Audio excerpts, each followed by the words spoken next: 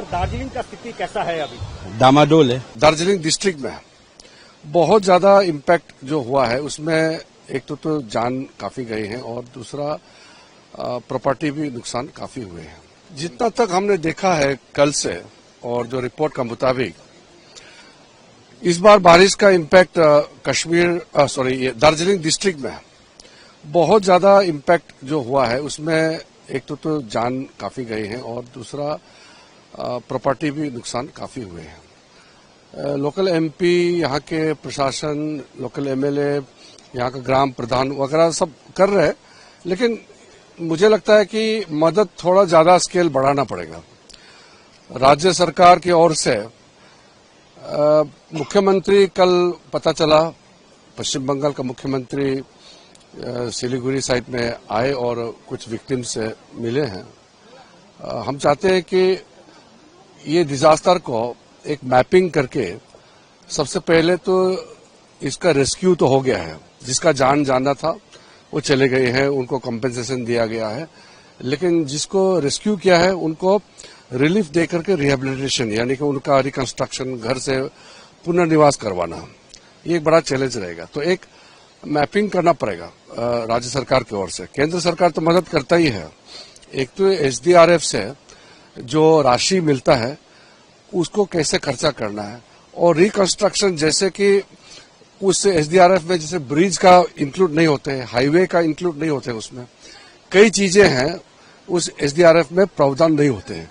उसके लिए जैसे आज हम यहाँ बिजनबाड़ी में आया, यहाँ मेन ब्रिज जो है टूट गया है, तो अब ब्रिज को फिर से बनाने के लिए स्पेशल असिस्टेंस चाहिए। वो स्टेट गवर्नमेंट का डिपार्टमेंट इसको डीपीआर बना करके प्रावधान रखना पड़ेगा।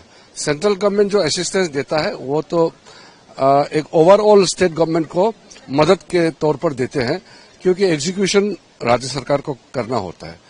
क्योंकि ये प्राकृतिक आपदा है, इसमें राजनीतिक या कौन सा पार्टी किस सरकार में है ये मतलब नहीं है, यहाँ मिल करके सबको देखना पड़ेगा। मुझे लगता है कि कई साल बाद में दार्जिलिंग के पहाड़ों में इतना बड़ा आपदा देखा है। मैं पहले भी आए थे 2015 में, और इस बार जो देखा है ये भी लगभग वैसे ही है।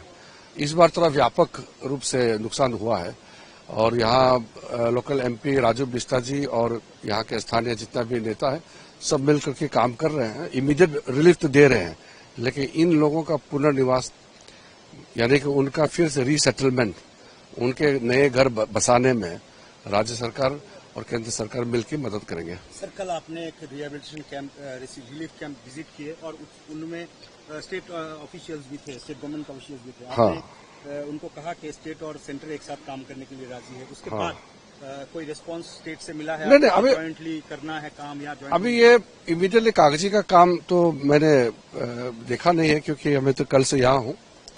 वापस जाकर के मैं रिपोर्ट दे दूंगा गृह मंत्री जी को, प्रधानमंत्री जी को भी बता के, फिर राज्य सरकार की ओर से किस तरीके से प्लान आता है इसको ये करना पड़ेगा। जैसे रिलीफ जो देते हैं ना, कंपेंसेशन जो बोलते हैं, वो तो तुरंत हो जाता है।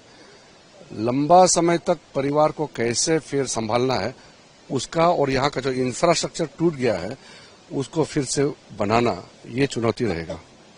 ये टाइमलाइन नहीं है ना, इसका तो मिलकर काम करना पड़ेगा।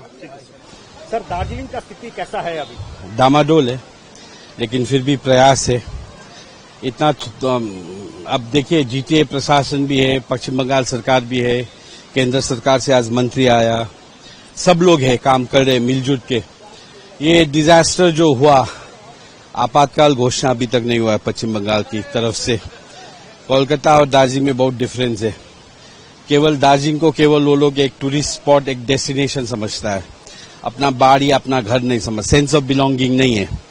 तो लापरवाही है स्टेट गवर्नमेंट की तरफ से। जो होना था वो हो गया, जो माल जान का नुकसान हुआ उसको तो कॉम्पनसेट नहीं कर पाएंगे, लेकिन जो क्षति हुआ है, जो बच गया, उसको रिहेबिलिटेट करना है। मिनिस्टर साहब ने आगे भी कह दिया, राजू बिस्टर जी भी कह रहे। तो हमारे तरफ से हम लोग प्रयास करेंगे जो मानवीय संभव हो। एक विधायक, एक सभासद, एक पंचायत प्रधान, एक एमएलए, एक मंत्री, सब लगे पड़े हैं, लेकिन जिसको करना चाहिए वो तो स्टेट गवर्नमेंट का प्रियोगेटिव है। स्टेट गवर्नमेंट अगर इसको एक कैलामिटी, नेशनल कैलामिटी डिक्लेयर करता, आपादा घोषणा करता, तो क्या होता, माने क्या होता, सेंटर को भी असिस्ट करने में इजी होता। क्यों नहीं कर रहे थे? अभी तक नहीं कर रहा है। कोलकाता में आमफान आएगा, कोलकाता में थोड़ा सा बाढ़ हो जाएगा। जो देखिए, ये सिलगुड़ी से उधर अलग बंगाल है और सिलगुड़ी से ऊपर अलग बंगाल है। There is a difference.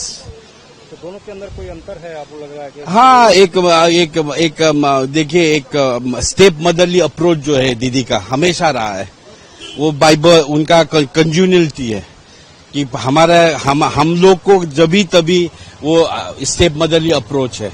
तो इसलिए आज हम पीड़ित है, हम त्रसित है और देखेंगे सेंट्रल भी कुछ करेगा। अगर स्टेट गवर्नमेंट अच्छा डीपीआर भेजेगा तभी तो सेंटर असिस्ट कर सकता है। सर, दूधिया तक ममता जी पहुंची थी। हाँ, उसके बाद ऊपर आने की ठीक है, वो दूधिया तक आया, उसका टीम है, डिस्ट्रिक्ट एडमिनिस्ट्रेशन पूरा उनका है, वो असेस कर रहा है, लेकिन दिल खोल के देना पड़ेगा। ये समय ऐसा चीज है कि अभी पीड़ित है, आदमी लोग पीड़ित है, तो विक्टिम्स के लिए करना पड़ेगा। जो मर गया उनका आत्मा को शांति मिले, जो बच गया है, जिसका घर एकदम आप देख चुके, आप असेस कर चुके, तो उन लोग के लिए काम करना ये मौका है।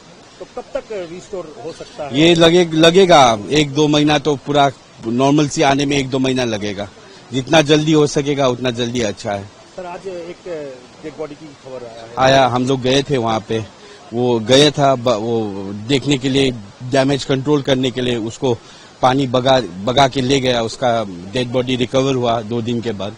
तो आज हम वहां भी जाके आए हैं। तो टोटल कितना हुआ? पहले 18 था, अभी कितना? अभी 19 प्लस हुआ है ऑफिशियल, वो ज्यादा भी हो सकता है, कोई मिसिंग है, वो तो आंकड़ा स्टेट गवर्नमेंट के पास है, एडमिनिस्ट्रेशन के पास है।